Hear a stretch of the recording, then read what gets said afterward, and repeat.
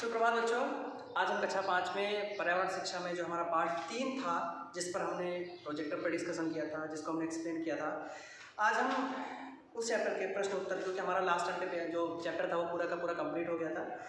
आज हम इस चैप्टर के जो प्रश्न उत्तर हैं उन पर डिस्कस करेंगे। तो बेटा प्रश्न हम पढ़ते जा रहे हैं, आप लोग बुक में देखते जाइए और वो आंसर उसके हम यहाँ पर लिख देंगे, तो आप लोग नोट करते जाइए, ठीक है। तो हमारा पेज नंबर 20 पार्ट 3 कक्षा 5 हिंदी मीडियम पर्यावरण शिक्षा एक्सरसाइज स्टार्ट होती है पेज नंबर 20 पे। नीचे का प्रश्न निम्नलिखित प्रश्नों के उत्तर दीजिए। पहला प्रश्न कहता है, पहला प्रश्न है हमारा, पर्यावरण किसे कहते हैं?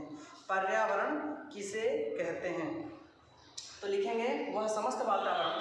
उत्तर नंबर 1, वह समस्त वातावरण, वह समस्त वातावरण जिसमें हम, बेटा ये वर्ड लिखा हुआ है, जिसमें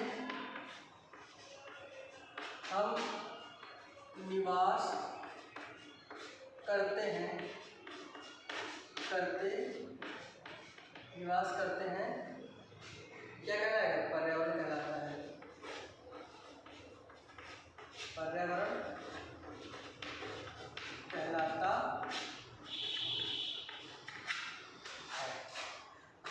वह समस्त वातावरण जिसमें हम निवास करते हैं वो पर्यावरण कहलाता है। बेटा प्रश्न नंबर 2, उत्पादकों से क्या तात्पर्य है? तो हमने बताया था कि उत्पादक वे जीव होते हैं जो भोजन अपना खुद बना सकते हैं। कौन बना सकता था? हरे पौधे। तो हम क्या लिखेंगे? उत्तर नंबर 2, वे जीव जो अपना भोजन स्वयं बनाते हैं,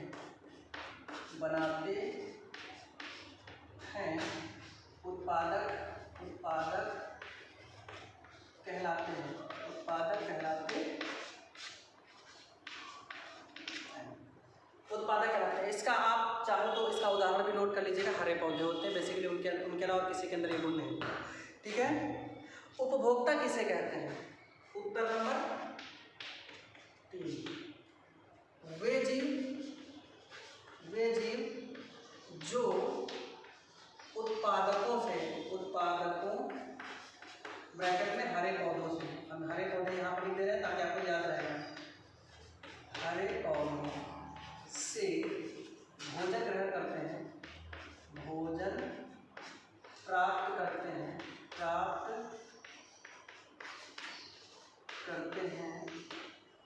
उपभोक्ता कहलाते हैं।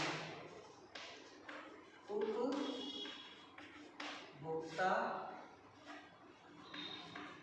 कहलाते हैं।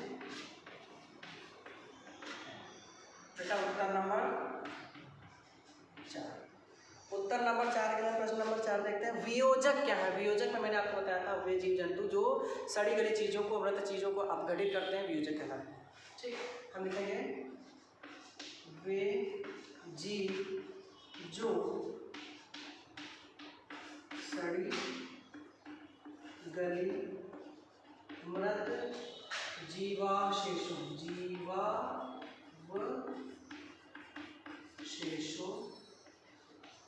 को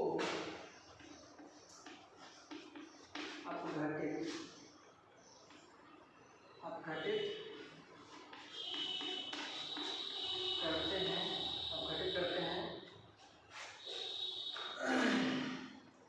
करते हैं, वियोजक कहलाते हैं। वियोजक कहलाते हैं।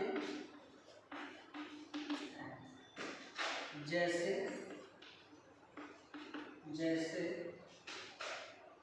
कवक, जीवाणु, गिद्ध इत्यादि।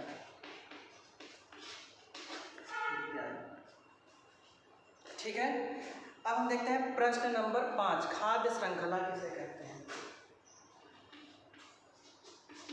प्रश्न नंबर 5, खाद्य श्रृंखला किसे कहते हैं? तो खाद्य श्रृंखला में क्या होता है? प्रकृति में एक जीव दूसरे जीव से किसी न किसी भोजन के आधार पर किसी श्रृंखला के रूप में जुड़ा होता है और इसको हम लोग खाद्य श्रृंखला कहते हैं।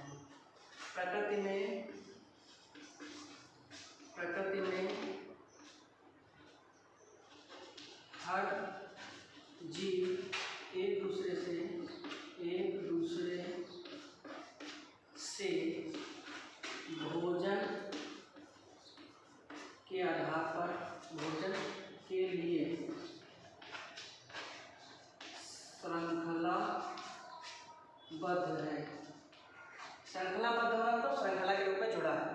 श्रृंखलाबद्ध है, यह श्रृंखला खाद्य श्रृंखला कहलाती है। ये श्रृंखला खाद्य श्रृंखला कहलाती।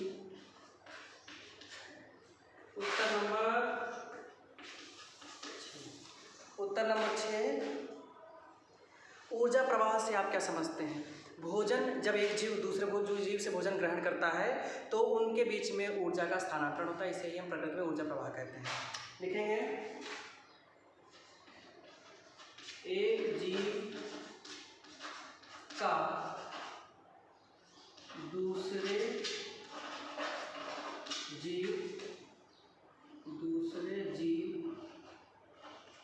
से भोजन ग्रहण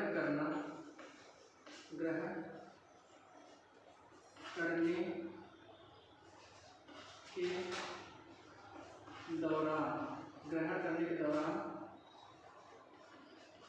ऊर्जा स्थानांतरण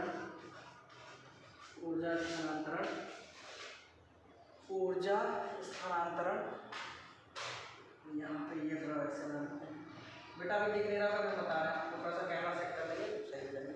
ऊर्जा स्थानांतरण, ऊर्जा प्रवाह कहलाता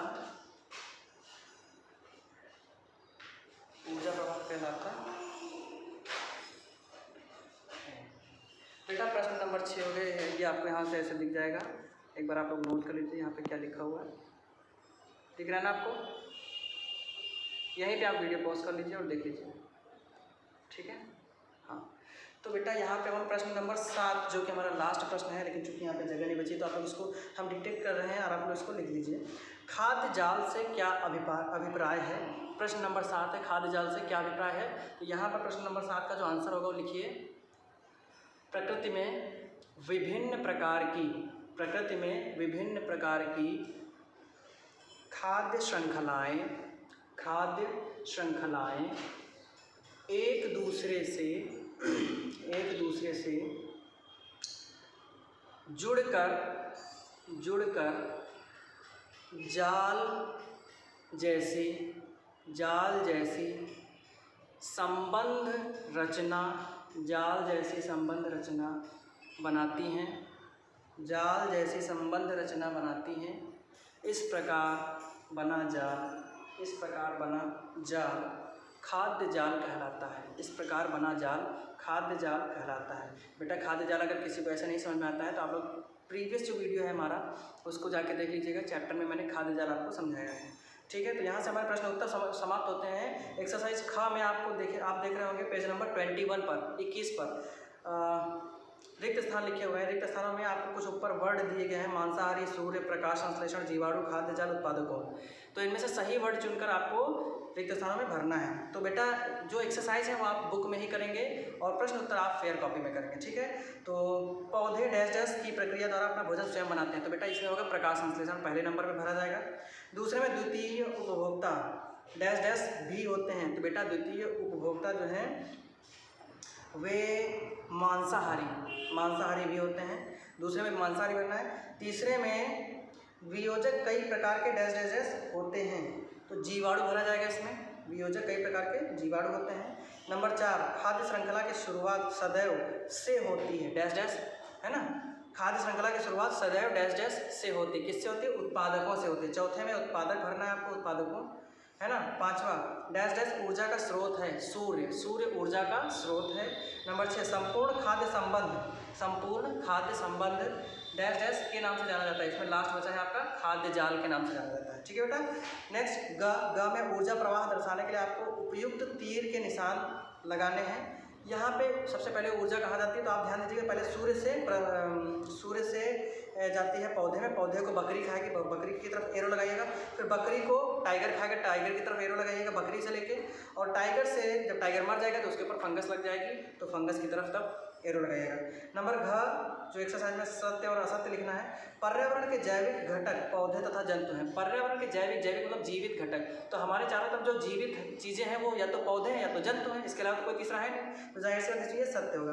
प्राथमिक उपभोक्ता सर्वाहारी कहलाता है, बहुत गलत बात है। प्राथमिक उपभोक्ता जो है वो शाकाहारी होते हैं, क्योंकि पौधे प्राथमिक उपभोक्ता हाँ पौधों को खाते हैं ना, इसलिए वो शाकाहारी कहलाएंगे। भोजन के लिए पौधों एवं जंतुओं के बीच विद्यमान संबंध खाद्य श्रृंखला है। भोजन के लिए पौधों और जंतुओं के बीच संबंध जो है वो चेन जो बनती है उसको खाद्य श्रृंखला कहते हैं। बिल्कुल सही, तीसरा सही है। देखिए पहला सही है, दूसरा गलत है, तीसरा सही है। फिर 4 खाद्य श्रृंखला सदैव उत्पादकों से शुरू होती है, सत्य है।